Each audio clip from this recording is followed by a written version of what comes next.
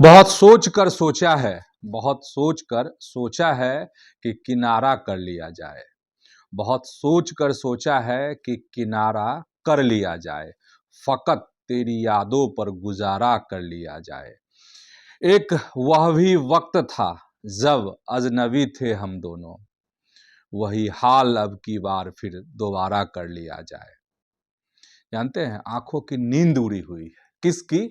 तो नरेंद्र मोदी की। अब आप चौंक रहे होंगे कि ऐसा क्या हो गया। रात रात भर मीटिंग चल रही है साहब दिल्ली में, और इधर बड़े आंदोलन की आहट मुझे सुनाई दे रही है बिहार में। और तीसरी खबर जो है वो ये है कि क्या लालू प्रसाद के हाथ से अब सब कुछ निकल गया, कुछ भी नहीं बचा उनके हाथों में। तो आज सियासत में इन्हीं सब खबरों को समझिए। प्रणाम, मैं हूं चंदन झा और आप देख रहे हैं प्रत्यंचा। तो पहली खबर समझिए सियासत की, और आंखों से नींद जो गायब हो गई है वह खबर है। आंखों से नींद, आखिर पीएम मोदी की आंखों से नींद क्यों गायब हो जाएगी भाई? सब कुछ तो बढ़िया चल रहा है, राजपाट एकदम दनादन दौड़ रहा है, परम वैभव की तरफ भाजपा जा रही है। यहां सरकार, वहां सरकार, केंद्र में सरकार, कहीं तो कुछ कमी है ही नहीं। तो नींद आखिर आंखों से गायब क्यों हो गई? क्या है इसकी वजह?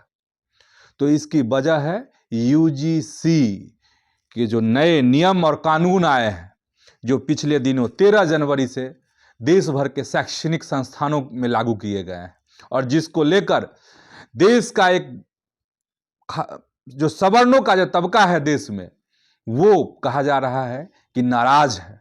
बड़ी बहस है सोशल मीडिया से लेकर तमाम जगहों पर, समाज के बीच में चर्चा हो रही है।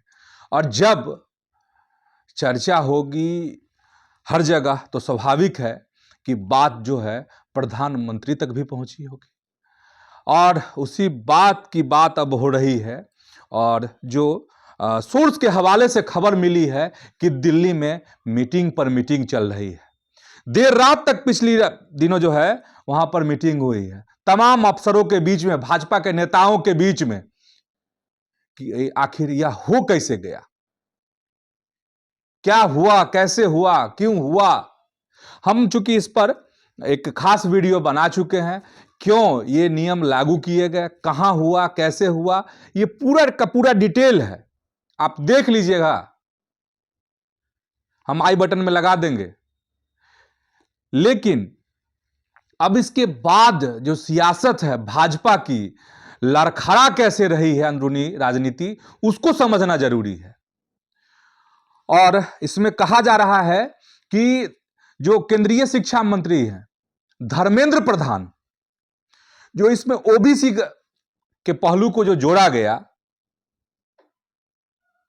बात एससी और एसटी तक थी, लेकिन ओबीसी को जोड़ने में कहा जा रहा है कि इसमें खेल किया गया। और सबकी निगाह, सब जो है शक की निगाह से अगर किसी को देख रहा है तो धर्मेंद्र प्रधान को इस मसले में देखा जा रहा है। और जो अंदरूनी खबर बाहर निकल कर आ रही है उसके मुताबिक यही है, सत्ता के गलियारों में जो चर्चा हो रही है कि ब्यूरोक्रेट्स ने भी बड़ा खेला कर दिया है। और जानते हैं कि कहा जाता है कि नरेंद्र मोदी और नीतीश कुमार ऐसे लीडर हैं, ऐसे राजनेता हैं जो ब्यूरोक्रेट्स को उंगलियों पर नचाते हैं। लेकिन इस मसले में, यूजीसी के मसले में, कहा जा रहा है कि ब्यूरोक्रेट्स ने नरेंद्र मोदी को भी नचा दिया। और इसमें भाई धर्मेंद्र प्रधान की भूमिका इसलिए चर्चा हो रही है कि हस्ताक्षर तो उन्होंने किए होंगे ना, उस पर साइन तो किया होगा ना। अब उस साइन की जानकारी समझिए, साइन फाइल पर दस्तखत हो गई, देश में लागू हो गया, और मोदी को पता नहीं, यह कैसे हो गया? माथा ठनका हुआ है बीजेपी वालों का, फट रहा है माथा, अब क्या होगा। तो इसीलिए और ऐसा लग रहा है कि एक बड़े कुचक्र में नरेंद्र मोदी को उलझाने की, फंसाने की बड़ी कोशिश हो रही है। अच्छा, हम बात कर रहे हैं धर्मेंद्र प्रधान की, तो आप बताइए साहब, आश्चर्य लगेगा आपको कि जो धर्मेंद्र प्रधान हैं वो अमित शाह के करीबी माने जाते हैं। धर्मेंद्र प्रधान, भूपेंद्र यादव, बड़ी चर्चा थी कि राष्ट्रीय अध्यक्ष बनेंगे, राष्ट्रीय अध्यक्ष बनेंगे बीजेपी के, लेकिन बन गए नितिन नवीन। विश्वसनीय लोगों में गिनती होती है अमित शाह के, धर्मेंद्र प्रधान की और भूपेंद्र यादव की, और धर्मेंद्र प्रधान ने मंत्री के तौर पे इसमें हस्ताक्षर किए, पता नहीं चला पीएम को। आश्चर्य है, जानकारी नहीं दी गई, फाइल उन तक नहीं पहुंची, आखिर हुआ क्या। तो इन्हीं चीजों को रात रात भर अब टटोला जा रहा है और स्थिति ऐसी बन गई है कि भाजपा इसको रोल बैक नहीं कर सकती है। अब इसकी संभावना नहीं दिख रही है। सरकार फंस गई है, मोदी की सरकार। रास्ता निकालने की कोशिश की जा रही है, और बात जान रहे हैं, रास्ता निकालने के लिए निशिकांत दुबे सांसद हैं भाजपा के, उनको लगाया गया। वो रास्ता इस दफे बनाए कम, उलझाए ज्यादा। उन्होंने उदाहरण देखिए, नेताओं का बड़ा गजब है भाई, वाक्पटुता जो है, ईडब्ल्यूएस कि देखिए सवर्णों को 10% आरक्षण किसने दिया है, मोदी ने दिया है, यह तर्क दिया। मतलब डैमेज कंट्रोल करने की कोशिश भाजपा की तरफ से शुरू हुई, लेकिन निशिकांत दुबे के इस डैमेज कंट्रोल का असर नहीं पड़ रहा है सवर्णों पर। सही बात है। और बड़े पचड़े में भाजपा उलझती हुई, फंसती हुई नजर आ रही है। और अगर मौज कोई ले रहा है अभी, तो वो है कांग्रेस। और कांग्रेस का आईटी सेल इतना एक्टिव है अभी यूजीसी के मसले पर कि आपको समझ नहीं आएगा, आपको पता नहीं चलेगा कि क्या, किधर से कौन से ट्वीट चल रहे हैं, क्या हो रहा है, नहीं हो रहा है। मतलब भंवर में फंसा दिया है नरेंद्र मोदी को। अब देखिए भाजपा क्या रास्ता निकालती है। अगर रास्ता नहीं निकाल पाएगी भाजपा, इसी ताक में तो कांग्रेस बैठी हुई थी, अगर नहीं निकाल पाई रास्ता भाजपा, तो समझिए कि एक बड़ा तबका जो है छिटक जाएगा उससे। और हो चुका है देश में, यह कोई नई बात नहीं है। कभी यह तबका कांग्रेस का हुआ करता था, आज है क्या कांग्रेस के साथ? नहीं है। तो अग्नि परीक्षा शुरू हो गई है नरेंद्र मोदी की। इसीलिए रात रात भर मीटिंग का दौर जो है चल रहा है।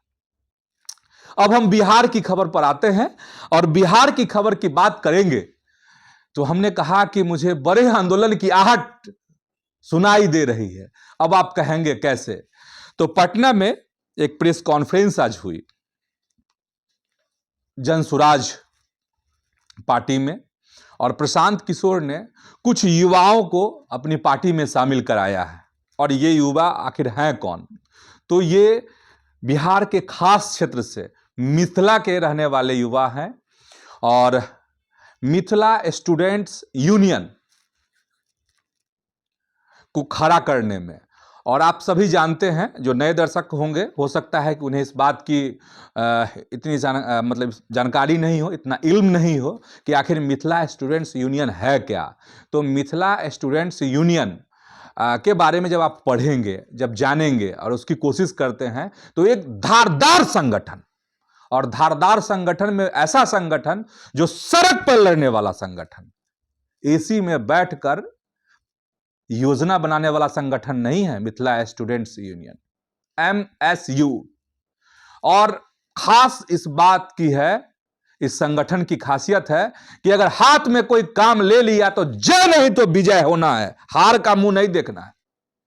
और एक समय था मिथिला में कि ABVP, अखिल भारतीय विद्यार्थी परिषद, राष्ट्रीय स्वयंसेवक संघ की एक इकाई है छात्रों की, पानी पिया करता था, पानी पिया करता था साहब। और उस संगठन को खड़ा करने वाला, उस संगठन को धार देने वाला, तलवार की धार जैसा तैयार करने वाले दो शख्स, कई लोग हैं उसके पीछे, लेकिन दो बड़े नाम, एक अनूप मैथिल, दूसरा आदित्य मोहन। अनूप मैथिल पेशे से चार्टर्ड अकाउंटेंट हैं, सीए हैं, और आदित्य मोहन जो हैं वह सॉफ्टवेयर इंजीनियर है। जान रहे हैं, उन्होंने एक बड़ी राह पकड़ ली है, प्रशांत किशोर का हाथ थाम लिया है जनसुराज पार्टी का, और जनसुराज पार्टी में आज वो शामिल हो गए हैं। तमाम तरह की बातें हैं, कई मतलब बड़ी बातें कही गई हैं प्रशांत किशोर की तरफ से, अनूप मैथिल ने भी कहा और आदित्य मोहन ने भी कहा, तमाम उनके साथ जो 50 साथियों ने ज्वाइन किया है इसको, सब ने कहा है। लेकिन मैं ये कह रहा, मैं जितनी बात मैं समझ रहा कि इसका क्या मतलब होता है, इसका मतलब यह होता है कि प्रशांत किशोर फिर से खुद को झाड़ पोंछ कर जो है जनसुराज को बड़ा आकार देने की कोशिश में लग गए हैं। हम इसलिए ऐसा भी कह रहे हैं क्योंकि पिछले दिन आप सुन रहे होंगे कि ये चले जाएंगे, प्रशांत किशोर को छोड़कर वो चले जाएंगे, वो चले जाएंगे। लेकिन ऐसे वक्त में इस संगठन को खड़ा करने वाले जो लोग हैं, अगुवा जो हैं, वो अगर प्रशांत किशोर के साथ शामिल हो रहे हैं, यहीं पर मुझे इस बात का मतलब एहसास हो रहा कि बिहार में कुछ बड़ा होगा, सियासी बड़ा होगा। और इसका संकेत जो है प्रशांत किशोर ने दिया भी है, कहा है बस 1 जून से सड़क पर लड़ाई लड़ी जाएगी, सरकार को छोड़ेंगे नहीं। और जब मिथिला स्टूडेंट्स यूनियन के छात्र अगर उसके साथ मिले हैं, समझ जाइए। और आपको पता ही होगा, इस बार का चुनाव हो या फिर लोकसभा का चुनाव हो, गढ़ रहा है भाजपा का मिथिला, और वहां के ऐसे युवा अगर प्रशांत किशोर के साथ छाती चौड़ा कर जुड़ रहे हैं, तो इसका मतलब क्या होता है? मतलब यही है कि बिहार में आने वाले समय में आप बड़े बड़े आंदोलन देख सकते हैं। आज हमको यह बात कहने में बिल्कुल हिचक नहीं हो रही है। अब क्या होगा आगे, वक्त बताएगा। लेकिन आज एक बड़ी ज्वाइनिंग, बड़ी आहट। और तीसरी खबर यह कि क्या अब आरजेडी में कुछ नहीं बचा लालू जी का। देखिए, सबसे छोटे को सबसे बड़ी कमान लालू जी ने दे दी है। भाई तेजस्वी यादव छोटे हैं ना, सबसे उनको मिली कमान पार्टी की, कार्यकारी राष्ट्रीय अध्यक्ष बना दिए गए हैं। हालांकि पहले ही लालू प्रसाद ने उनको बड़ी जिम्मेदारी दे दी थी और पावर सारे दे दिए थे। एक पार्टी के सिंबल को लेकर निर्णय लेने वाला जो पक्ष था उसको छोड़कर अब कार्यकारी राष्ट्रीय अध्यक्ष बन गए हैं तेजस्वी यादव। और ऐसे में सबसे बड़ा सवाल है कि लालू जी के पास अब कुछ नहीं बचा। अब समझिए, एक पुरानी कहानी है, वह बताकर आपको खत्म करेंगे सियासत की। ऐसा ही एक वक्त आया था लालू जी के साथ, कब, जब चारा घोटाले में आरोपी बने, ये हुआ, जेल गए। उस समय में परिस्थिति बनी आरजेडी में, और परिस्थिति ऐसी बनी कि राबड़ी देवी को मुख्यमंत्री उन्होंने बनाया लालू जी ने। और कार्यकारी अध्यक्ष किसको बनाया था? तो रंजन यादव को।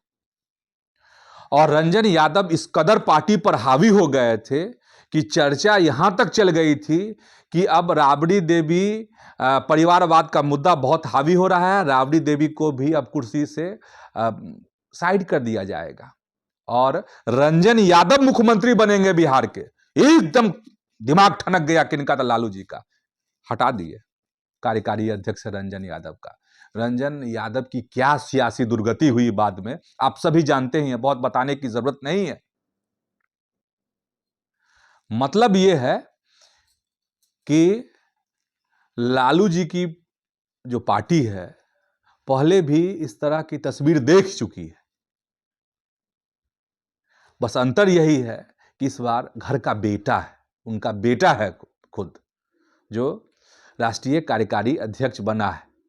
वो अब देखिए, अब इससे आप अनुमान लगा लीजिए कि लालू जी का कुछ बचा कि नहीं बचा खुद की उनकी पार्टी में।